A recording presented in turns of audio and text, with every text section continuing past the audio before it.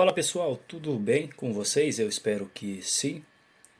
Hoje a gente vai montar um projeto bem basicão, bem simples, mas por viés de demonstração, né, como é que funciona uma aplicação RESTful em Spring Boot. Como vocês podem ver, eu já estou na tela aqui do Spring Initializer, né, onde a gente vai startar o projeto, né? Ele nos concede já a, o starter mais rápido, onde a gente vai acabar instalando as dependências. Conforme eu ir instalando as dependências, eu vou explicando uma por uma, né? Então, a primeira dependência que a gente vai instalar é o Spring Web. O que essa dependência faz, né? Ela permite a gente criar as APIs RESTful. A segunda que nós vamos instalar é o DataJPA. O que ela faz? Ela simplifica o acesso com o JPA, também permite criar e usar o Hibernate, que é o ORM padrão. A gente vai instalar o driver. No meu caso, eu vou instalar o Postgres, mas cada um instala o driver ou o banco que tiver mais afinidade em desenvolver, né? No meu caso, eu vou instalar o Postgres. A outra dependência que eu vou adicionar ao meu projeto é o DevTools. O DevTools ele facilita o desenvolvimento das funcionalidades, né, com reinício automático em modo Live Reload. Tu salvou, ele vai recarregar e vai salvar já o projeto. Vou também adicionar o Lombok, que é opcional, né? Ele gera automaticamente os getters, setters, construtores através de anotações, né, que tu coloca na camada de entidade, né, através das anotações. Aí tu não precisa ficar gerando os get setters. De vez em quando eu uso, de vez em quando não. Vou adicionar no projeto.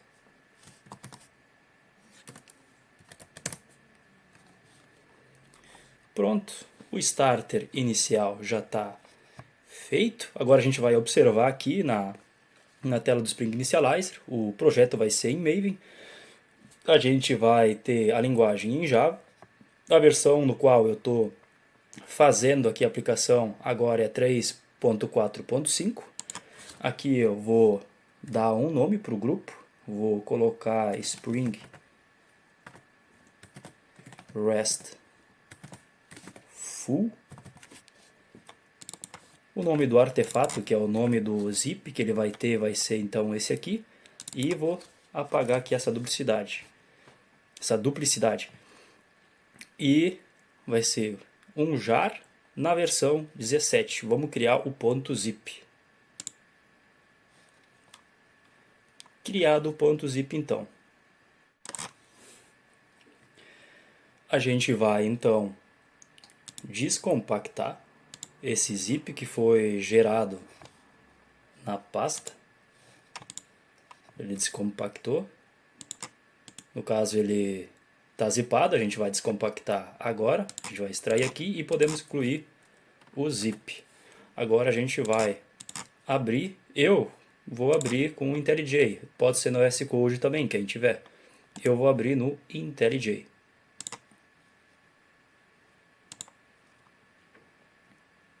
Aguardar alguns instantes.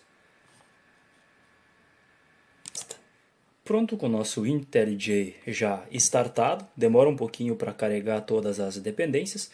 A gente vai até o nosso resource no arquivo .properties, configurar algumas especificações do projeto. Aqui eu vou copiar e colar e vou explicar em seguida.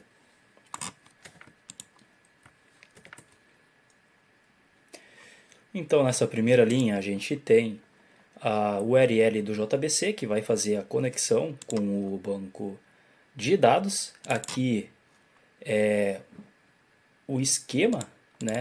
A database, no caso, do banco de dados. Eu já criei lá no banco de dados a minha database com esse nome. Eu tenho também o username e o password, que são o nome e a senha do banco de dados. Eu tenho como padrão. O DDL alto é para ele, a cada nova inserção ou qualquer tipo de modificação, só sempre atualizar o banco de dados, não excluir. O show SQL, ele a cada novo evento, né, a novo percurso ou consulta do ORM, ele vai mostrar no log o que está sendo feito. E o dialeto de comunicação, o meio que ele vai se comunicar com o banco de dados. Pronto, essa primeira parte feito, agora a gente vai estruturar o nosso projeto. A gente está aqui em Java, vamos criar daí as responsabilidades do projeto. Criar um pacote de controller, outro pacote de serviço,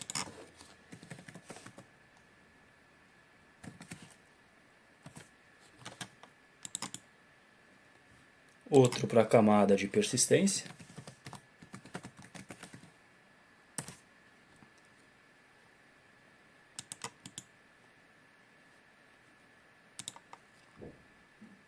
e outro de entidade. A nossa primeira classe vai ser uma classe de entidade, que eu vou chamar de usuário. Aqui para o Spring entender e o Hibernate se comunicar, a gente vai anotar com entity. Essa classe, essa anotação torna essa classe uma tabela no banco de dados. A gente vai criar agora os objetos. ID, nome, e-mail. Criar os getters e setters. Criar o controlador.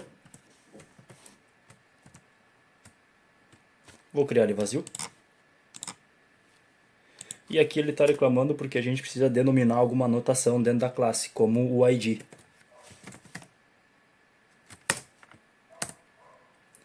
E uma geração de estratégia.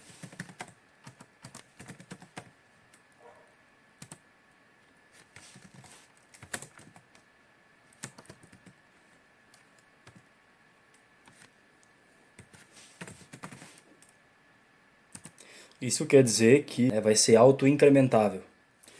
E agora a gente vai criar nossa interface de repositório, que é responsável por nos entregar os atributos de persistência. Eu vou chamar de usuário interface.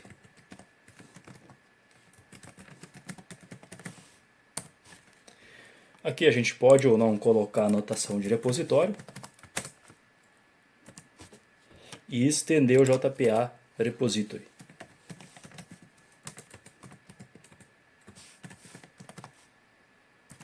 Aqui ele pede um tipo e um ID. O tipo vai ser de usuário. E o ID vai ser um integer, que é o que a gente declarou lá na entidade. Interface feita. E agora a gente vai criar a nossa classe de serviço, que eu vou chamar de usuário service.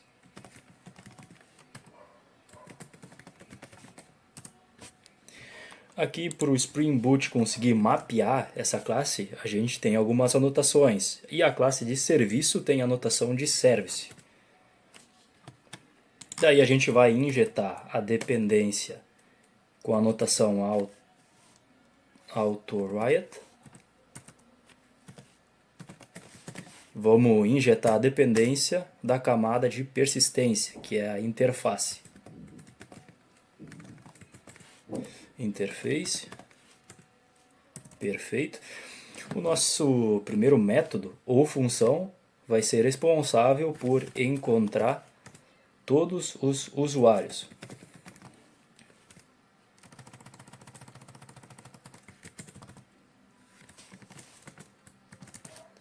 É uma lista de usuário.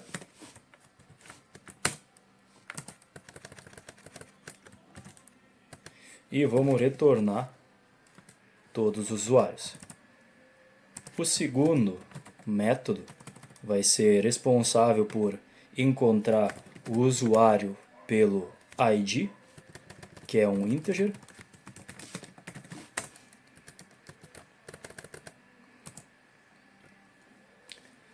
Aqui eu vou colocar um optional, que quer dizer que talvez tenha, talvez não.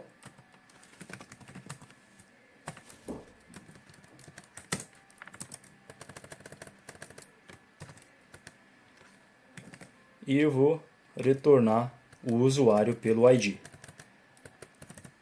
O terceiro método vai ser de salvar o usuário em banco de dados.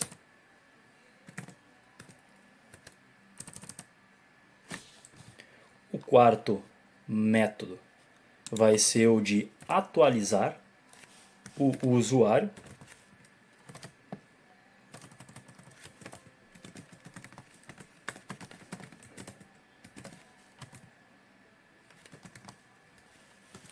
Vou pegar ele também pelo ID.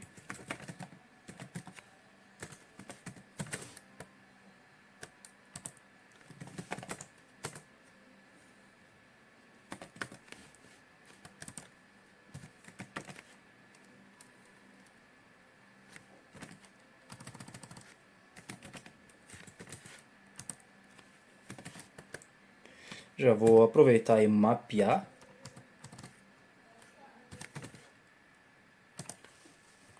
o usuário.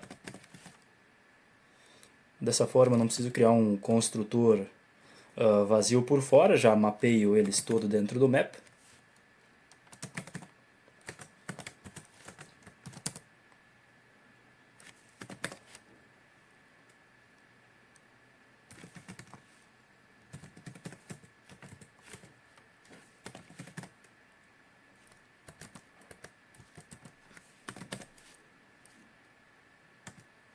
E vou retornar as atualizações do usuário. Aqui, caso ele não conseguir atualizar ou gerar um erro, vou lançar uma exceção.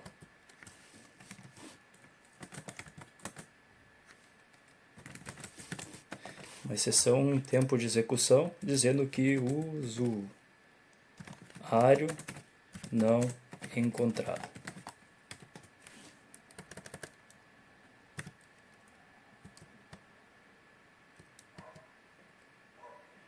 Deixa eu ver o motivo do erro.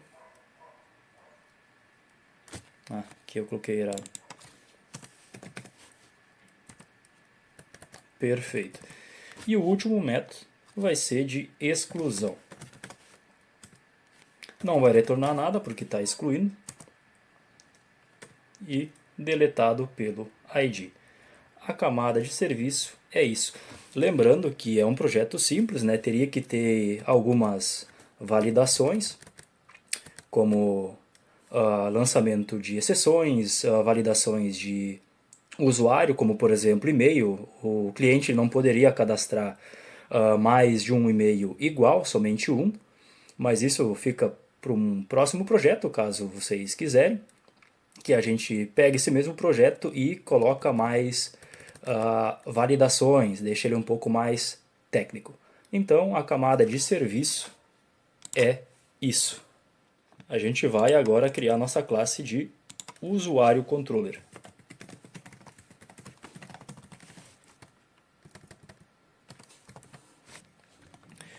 Aqui essa classe, a nível dela, de classe, ela vai receber a notação REST Controller, que por baixo dos panos ele tem duas outras anotações, que é o controller e o response body, né? Isso quer dizer que toda a requisição vai ter um corpo, e a próxima vai ser de request mapping. Isso quer dizer que qualquer anotação que tiver dentro da classe usuário controller vai ter esse prefixo de API usuários. Feito isso, então a gente vai injetar novamente a nossa dependência de serviço com a notação auto-reach.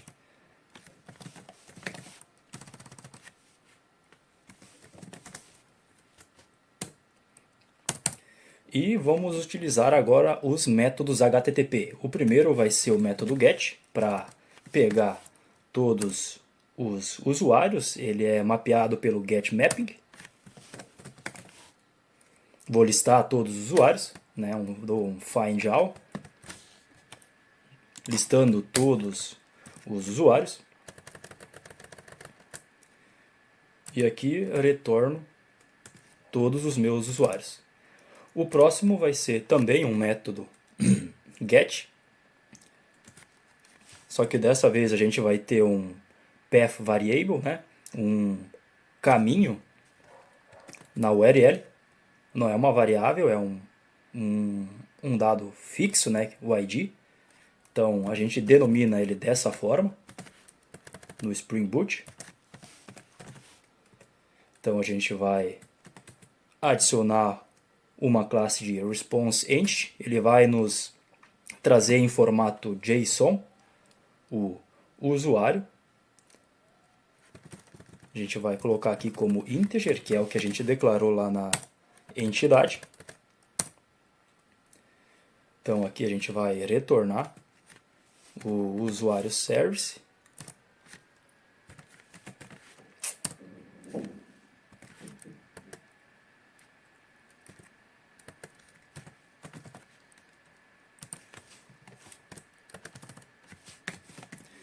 Se ele encontrou o usuário, vai dar um status 200, status OK. Caso contrário, um status de não encontrado. E vou pedir para construir essa informação. O próximo endpoint vai ser o de criação de usuário. Então vai ser um protocolo POST, né, que ele tem um corpo de requisição. A gente vai retornar o usuário assim que ele foi criado.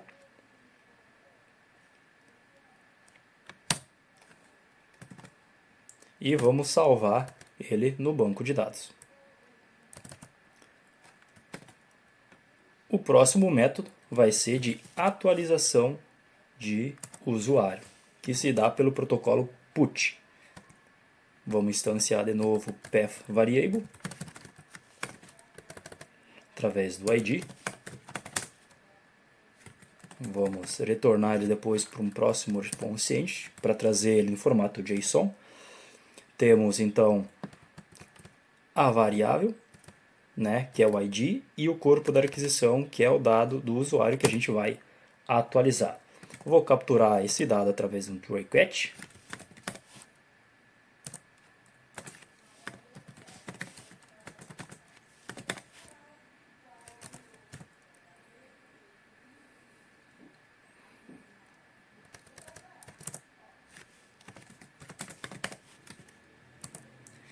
E vou retornar no status OK e o usuário no corpo da requisição assim que ele for atualizado. Vou então pegar o erro em tempo de execução.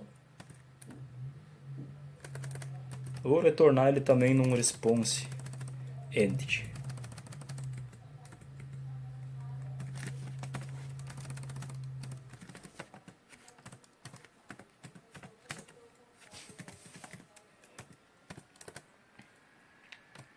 Como not found.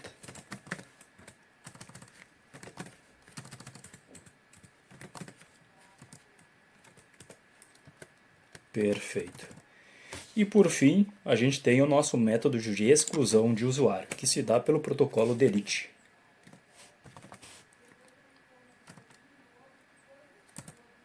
A gente vai também ter o ID dele.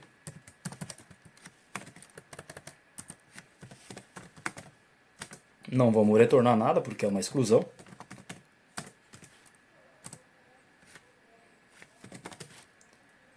E está feito a nossa camada de controller. Agora, inicializar a nossa aplicação para ver se está rodando tudo certinho. Vamos aguardar um pouco. O padrão dela, como eu não defini nada no Application Properties, a porta eu podia especificar em qual porta eu queria, mas a padrão do Spring Boot é 8080.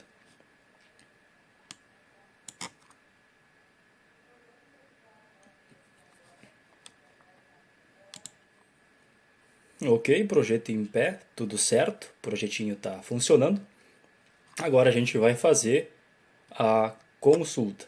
A gente podia usar o Postman ou o Insomnia.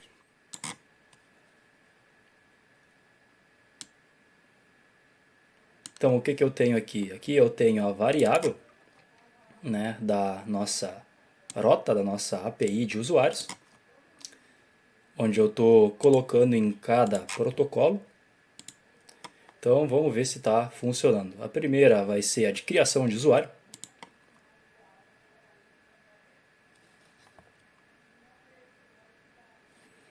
A gente está vendo aqui no console que ele inseriu e retornou o usuário. Vamos criar mais um para ter uma lista. Vamos agora pegar todos os usuários. Como vocês podem ver, ele trouxe todos os usuários, que a gente criou dois. O ideal, né, seria colocar validações de e-mail e ter maior controle, né, do que está sendo inserido. Isso tudo se faz na classe de serviço. Como é uma aplicação simples, né, como é uma demonstração de uma aplicação RESTful, eu não fiz maiores especificações. Então vamos pegar o usuário do ID2. Ok, trouxe e deletar o usuário 1.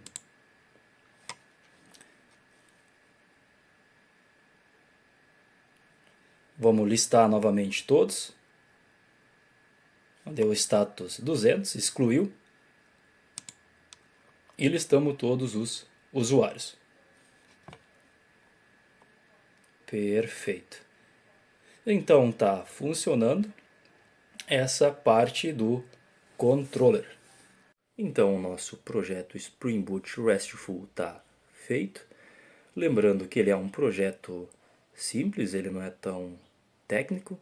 Deveria ter mais validações, lançamentos de erros, né, verificações. Mas isso fica para um próximo vídeo, caso queiram. Né? Gostou do vídeo? Curte, compartilha e qualquer dúvida deixe nos comentários. Vou ficando por aqui e valeu!